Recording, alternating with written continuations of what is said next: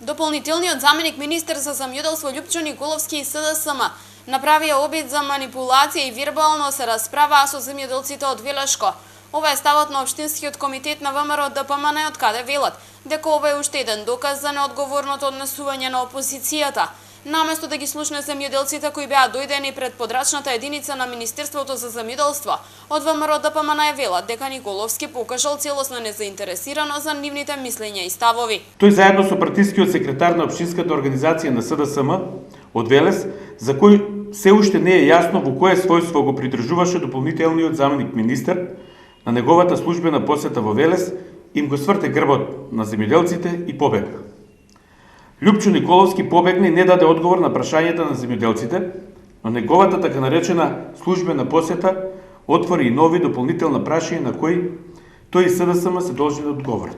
Каква порака сакаше да испрати Николовски кој службената посета ја реализира со партиски активисти, прашуваат од ВМРО ДПМН.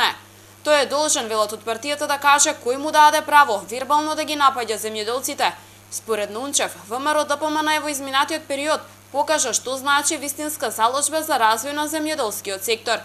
Во овој период само во Велешкиот регион, односно општината Велес, Чашка и Градско, беа доделени повеќе од 26,5 милиони евра субвенции, а изминатата 2014 година за оваа намена се доделија 4,8 милиони евра за велешките земјоделци.